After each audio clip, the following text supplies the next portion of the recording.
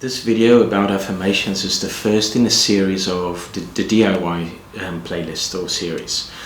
These are focused specifically on individuals and couples as a set of practical things to do at home. Tips, tools, if you want, that you can use when you're back at home with your partner. This applies to conversations and generally in interactions. The stuff that happens between couples. A core part of couple therapy is actually to change what happens at home, and one of the key things that we use as homework assignments or life space assignments, things the couple need to start doing at home, and these are then reviewed as well within couple therapy. So this is designed for anyone to basically have a listen, have a look and see what practical things you can do differently, focusing on your contribution to the relationship and how you can do things differently. Let's first clearly define what I mean with affirmations. The word affirmation is something that's used quite in a popular sense. It's used quite a lot, and very different things are meant with the word. So let me clearly say first what it is not. Affirmations are not giving feedback to the other person. Affirmations are not about raising concerns or making requests for change or change requests. They are not compliments. This is very important to understand. They are not compliments. If you want to do those, fine, do them.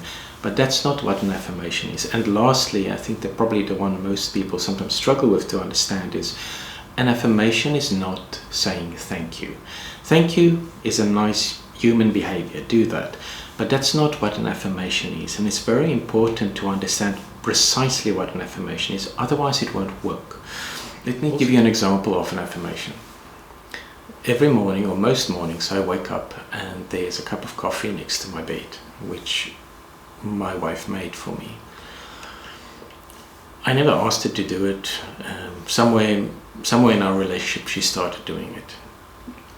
Now I realize that she knows me very well. She knows that I'm not a morning person. I'm grumpy, I don't want to talk to anyone, and before I actually even get out of bed, I want my cup of coffee. It's such a key part of me, waking up and, putting on my face of being a functioning human being, so to speak. Now that cup of coffee, what it means to me, what it makes me feel is, it's always a reminder that it feels like someone gets me, someone knows me, someone understands me, she understands me, she knows what I need, she knows what I'm going to sort of almost look for the moment I wake up and open my eyes. So she understands me, and that feels really nice. That feels being seen, being understood. But then there's also the part of how it makes me feel about her. It's this small gesture of taking care of me, of having my back, of just making sure, putting little things in place to help my day along, and it means so much to me, and it makes me feel we're in this together. So all of this, and I'm not exaggerating, this is about a cup of coffee. Now, but she never knew this. She never knew this until I started actually using this example in working with couples. And then I would tell her about that I used this example, because somewhere along the line, she stopped doing it. I don't remember exactly when, but there was a time when she stopped doing bringing the cup of coffee. And when I started telling her about how I used this as an example, she started doing it again. I mean, literally my cup in the morning is there, and she started doing it again. So let me unpack what an affirmation is. So you can see this is actually an affirmation itself, right? So what's the first part of an affirmation? The first part is noticing it. Before you say anything, it's actually noticing the little things that the other person does that makes a difference to you.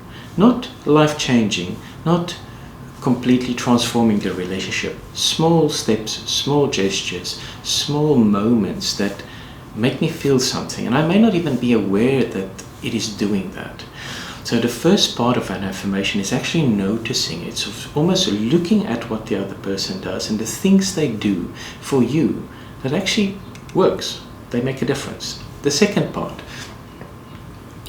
is really noticing and identifying in yourself, why are you noticing this? Why does this make a difference to you?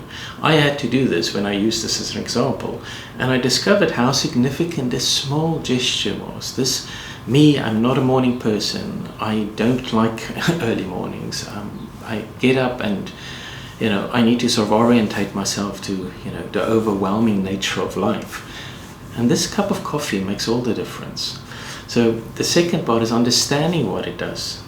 Then the third part is communicating this. And I think this is key in the example I gave. By me saying to my wife, I notice this thing you do, I notice it. That's very important. So identifying it, in telling the person that you notice the behavior. And what's important here is the specific behavior.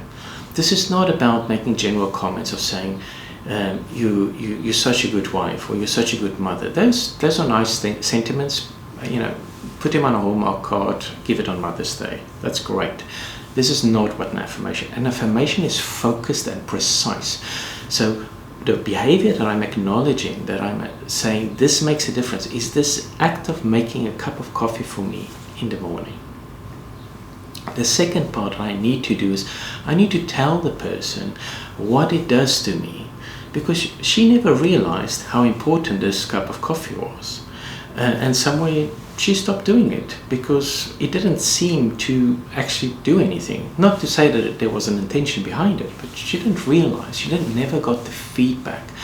So this is another core part of an affirmation, of communicating to the person not only the specific behavior, but also what it does to you, how it makes you feel. It is a beautiful and powerful thing when we tell another person that something they do, something they have done, does something positive to us. It's a feedback. It's like, hold on, this thing works. We all know how important it is to give feedback, but very often in relationships, we stop noticing things and we stop giving that feedback of this work. You can do this with anything. And this is the real challenge, and this is what gets lost. Couples stop doing this. They stop noticing. They stop telling the other person when they get it right. They stop telling, communicating, and some never do that, of how the particular behavior gets it right, what it does to me. And the fourth part, where that leaves the person in terms of how they now see the other person and the relationship. So these four components are critical for an affirmation to work. And hopefully now it makes sense, where when I said it's not a thank you, can you see there's no part of here that's just saying thank you for doing this, which is really just the first part of the affirmation. It's not a compliment. It's not just focusing on the other person. It's actually talking about something within the relationship.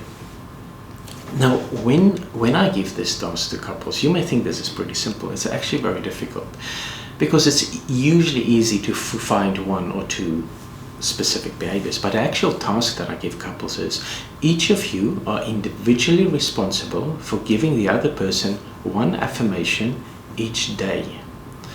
Each person to take initiative in giving one affirmation each day. Now, how you do it doesn't matter. It can be a voice note, it can be a WhatsApp, it can be a sticky note on the fridge, it can be anything. It's actually important not to make a whole emotional sit down and song and dance of it. There's no ritual for it. It's just this constant giving little bits back, this constant messaging that says, I noticed this, it works, this is what it's doing to me. And that's great. It's really focused on noticing the positives. Now, why it's challenging for couples is the longer couples have, the relationship have declined, it's very difficult to focus on the positives. It's almost like the lenses through which we look at each other have become so distorted and focused on the negative, the pain points, the legacy, another iteration of not being heard and listened to and understood and all of those things, or our needs being met. Our lenses through which we see the other person becomes really strongly tinted and tainted by injury, by deficit, and by hurt, and then this sort of general unbearable nature that I've referenced in another video. So the real dynamics of what it does is it shifts the orientation within the couple, the way they make sense of themselves, their own experience, and each other. It shifts it towards really looking at what's there. A lot of relationships get to a point where they can't see the good stuff. It's not just because it's not that the good stuff isn't there anymore. Actually, it's always there. It's very often there. There's usually many years of certain types of things that can be harvested, but they're not harvested. So it's not just about doing more things that the other person can notice. It's actually harvesting the things that are already there. And this is the key part of why affirmations as an exercise is challenging for couples, because I'm almost forcing you or nudging you to start looking at the things that actually worked historically already. Not new stuff, old stuff. Now, of course, going forward, and especially within a couple therapy process, there are other life space tasks in addition to affirmations that actually creates more material that can then be noticed, acknowledged, and sort of given as affirmations. It's important that if someone struggles with this, which is very common, this doesn't mean anything. It's not indicative of not caring, not loving, or any of those things. It's a learning curve, and it's very important if you want to work on your own relationship to be gentle and patient and tolerant with yourself, but also with your partner. Couples do not pick this stuff up at the same rate and in the same way. And finally, I just want to talk about the paradox. There's always a paradox when I work with couples and I ask them to intentionally do something. And the paradox usually comes up with someone saying, well, but you're only doing this because the therapist told you to do that. Well, it seems logical, but it actually doesn't make sense. Just because I, by nature, don't remember certain things. So I may not be good at birthdays, so that's why I have Google Calendar. That's why I have an alert or a note on my phone that tells me, remember to do that. That doesn't disqualify the actual act. It just means I'm actually taking action to make sure I do the thing that I know is good for you and for us. So this is important with all of these sort of intentional acts within a relationship. Do not disqualify them based on this seeming paradox. It's not a paradox. The focus is the desire to invest, the desire to make changes in how I do things.